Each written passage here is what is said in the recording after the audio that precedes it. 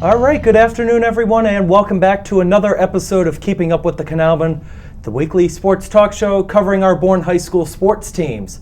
I'm your host, Keegan Hamblett, and we're a week into the state tournament runs. Two of our Canalmen sports teams are still chasing that dream of a state title, the Bourne Volleyball team and the Bourne Football team. Coming up later on in the show, we're going to have two of our volleyball players just giving some input on the tournament run so far and what we can expect down the stretch over the next week. But first, we're going to start out with our football team. It's going to be another fun show, so let's dive right in.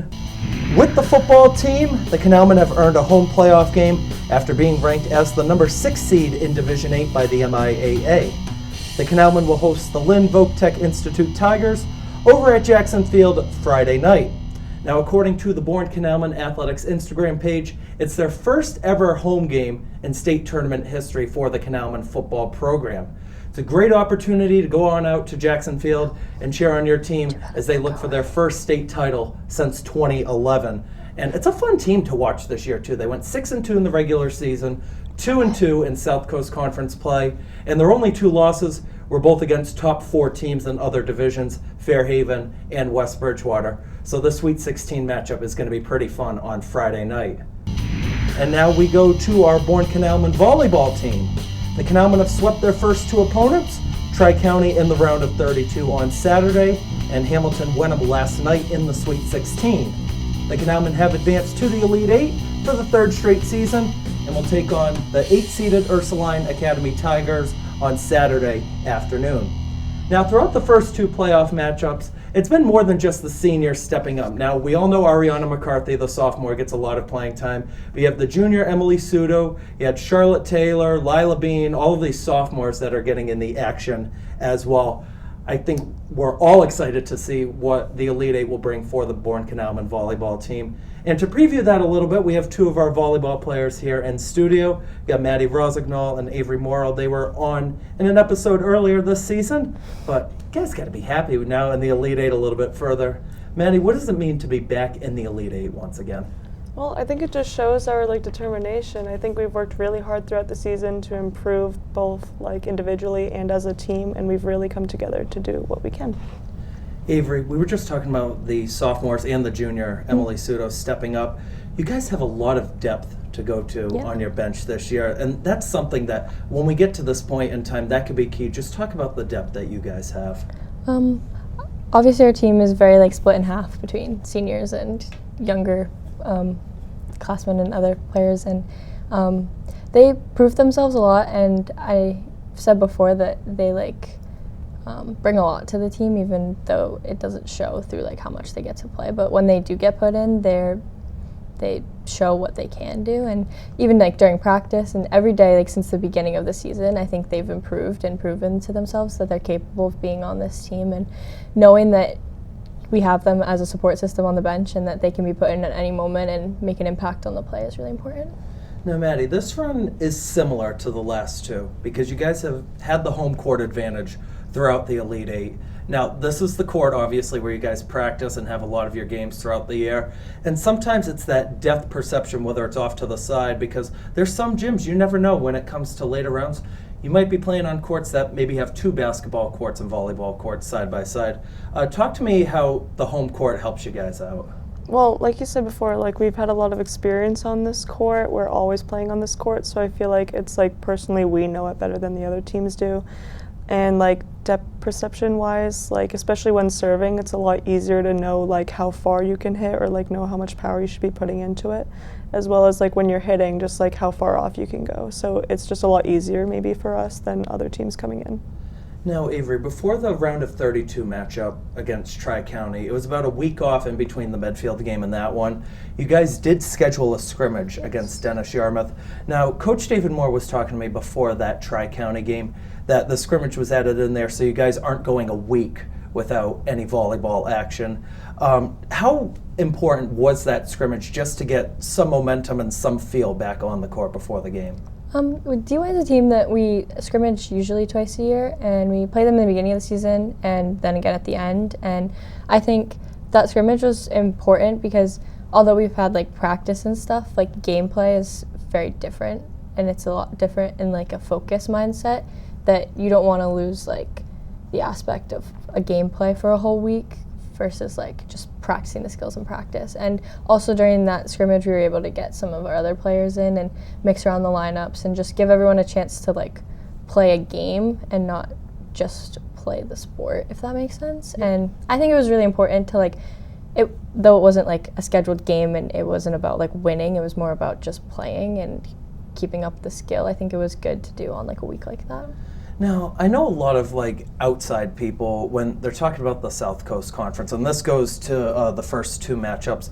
A lot of people like to bash the SEC for not being as competitive of a conference, but there were some great teams in the SEC this year. Old Rochester, Fairhaven, Case, Somerset, just to name a few. The first two teams that you guys played, Tri-County and Hamilton-Wenham, they're not cupcake schedules. I don't care that they were under 500 for their regular season. Their strength of schedule to help boost their power rankings was pretty good. Hamilton-Wenham that you guys had last night had the 5th hardest schedule out of the top 22 teams.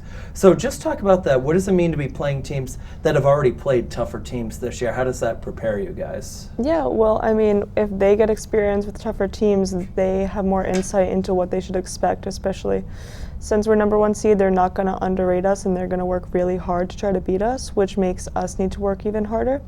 And I was going to say something else. I was just going to say we also can't underestimate them. Like, just because we haven't played them before, like maybe we know some things about them, you can't assume what their capability is. And I think that makes us work harder within like the game to make the shots first instead of like kind of like, you know, starting low. Like we have to start quickly. Yeah, it's all about taking it like one game, one set at a time Yeah. too, because you don't want to look ahead and be like, all right, we're already on our way to another state title. No, you got to take it one game at a time. Yeah. Now, both of you as team captains, the leadership, the communication is very important. I'm going to ask you the question because you wear that white jersey for all the home games. You're the libero for the team. How important is communication, especially in later rounds of tournament action? Well, I think every role on the team, communication's obviously required. I think my role specifically, especially because I play it, I know it a little better. It's from my perspective and my point of view on the court, I see some things differently than other people, and maybe I'm able to communicate that with my teammates before a play, during the play. It's just communication needs to happen all the time, and I don't know, I think just playing my position, it's very important to always talk to my setters about which ball they want me to take or when the ball's coming over, communicating with the hitters about what spots are open on the court, or even sometimes I'll communicate with Maddie from the bench what spot to serve if her foot's too close to the line. It's all about perspective, I think, and I think from certain spots on the court you could see the game differently, and especially because I have a chance to get on the bench for a rotation and see the game from that point of view, which some of the other players on my team don't come off for that one rotation. I don't know, it's about perspective. Yeah, I've noticed the you and McCarthy rotation a lot throughout the matches. Yeah. So that's key too, because there's a lot of times in volleyball where it's just sometimes the player goes in for the serve and then they sub out and they have to go back. But it's like you're good either way, no matter what happens. You know, we got to talk about the fans. We love talking about the fans. The Sweet 16 matchup yesterday, it was loud. The student section was on their feet the whole time. It was packed on the other side. Now, having that home court advantage, how much of an advantage do the fans provide to you guys, Maddie? Well, a lot. I think like their energy is the biggest part to us. I don't think I've ever seen it, or at least this year, as packed as it was last night. Yeah, which was awesome, and it really gives you like the energy to keep going, gives you like the mental clarity that like people are supporting for you and rooting you, and it's like it's a good spotlight. It can be a little bit of pressure, but it's good pressure. Now, I know you two have been down this path already a couple of times throughout your high school career, and so has Coach David Moore for you guys. What advice maybe have you or Coach Moore have been given to some of the younger players? Because you guys have a lot of sophomores on the team. What advice have you all been giving to the underclassmen for the team throughout this run? Like specifically the playoffs or just the season? Yeah, it could be that, yeah. I know for me, my sophomore year, I was in a similar position as some of the other girls. I had just joined the team, and we went to the state championship, and though it wasn't the outcome we wanted, it was still like we went, and we went through the playoffs, and I don't know, I see myself a little bit in some of them and like what I like went through, and knowing that it's almost like that you have to like trust the process of that their time will come and that everything they do is important, because like last night some of them got put in to serve, some of them got put in to pass a few balls. Like you never know like when the opportunity will come that they're needed as much as they may not think that they are. And I don't know, I think personally the advice I've given them is that just like showing up and giving your full effort every single day is like really important, because that's what's going to keep you moving forward. All right, let's look ahead into Saturday for the Elite Eight matchup. Big game against the 8-seeded Ursuline Academy Bears. That's a private school too, so that is not going to be an easy matchup for you guys. But what we've seen all year, you guys can pull it off, and you guys can once again go to the Final Four. I'll ask both of you the question, starting with you, Maddie. What's going to be the mindset going into that one? Don't underestimate anything. No matter what you see, make sure you're going out swinging. Yeah. I think it's about knowing what we're capable of. We've obviously been in this same position for the past 2 years, and I think it's also going to be our last home game ever, really, because we're seniors. I mean, it's like our last chance to like win a game in this gym, and not just for us, but for everyone else that comes and watches, and for all of our teammates and our coaches. And it's just, we know, like, we have to know what we're capable of going into the game, and like Maddie said, we can't underestimate the other team because they know what they're capable of, and I just have to play the game how we know. Yeah. Just so everybody that's watching online or on the TV channel knows, once again, we're going to recap it again at the end of the episode. Saturday, 12 o'clock inside the Bourne High School Gymnasium is that Elite Eight matchup. It's going to be the final home game, no matter what happens, no matter what the result is for the Bourne High School volleyball program this season. Let's end with some fun questions real quick, because, again, this has been such a fun tournament run. You guys are the #1 seed again. You guys have been cruising all year round. Who's somebody that have you seen has really improved a lot since the start of the year? I'll start with you, Maddie. That's a great question.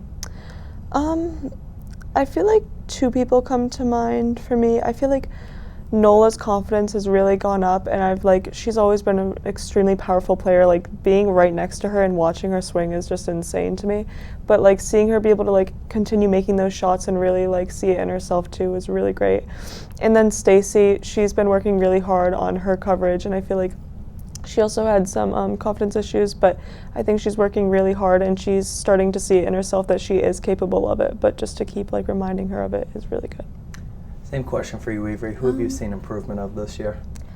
Obviously, I think all my teammates have improved a lot throughout the season. I do have to say Maddie, just because I played club with Maddie. I played with her last year for high school, obviously, and I know that she switched to a middle position this year for high school, which is not typically what she had played before.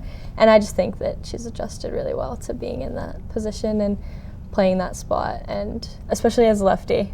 One of the only lefties on our team. It's hard to play middle.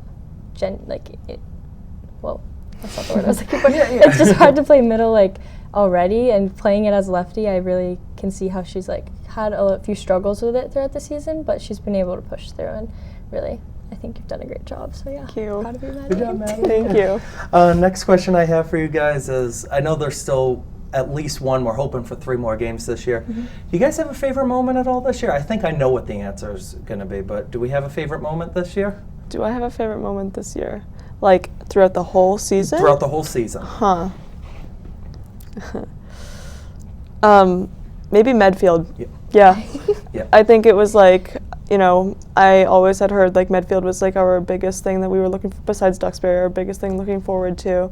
And just like to be able to beat somebody that we've worked so hard on, like, year in and year out again, just to like have that. It was almost like, it was a comeback from Case. It was like the up that we needed, and it was just great. It was awesome. Yeah.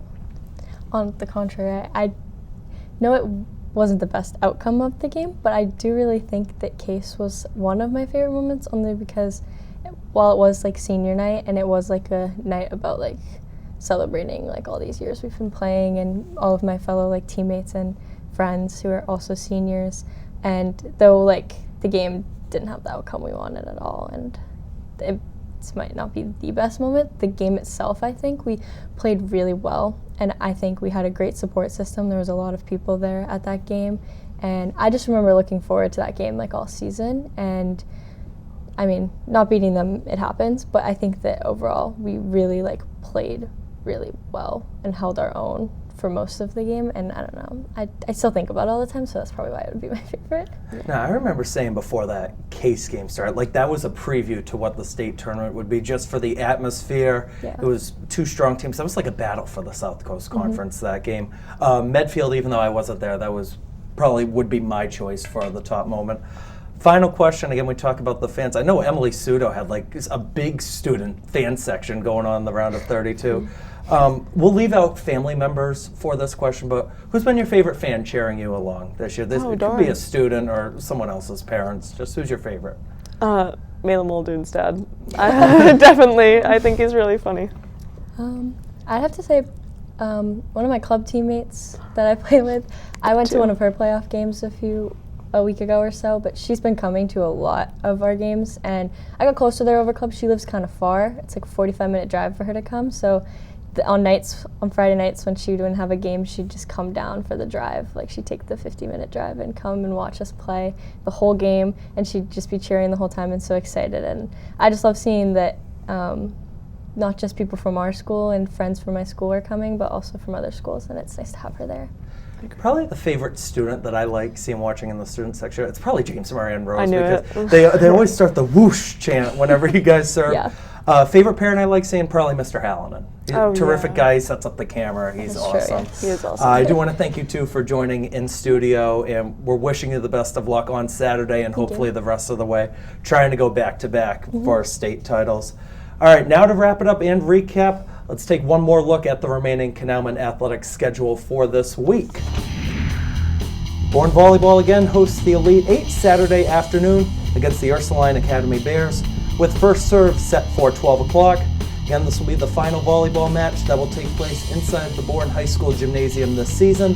Dan Vincegara and I will have coverage of the match to watch later next week.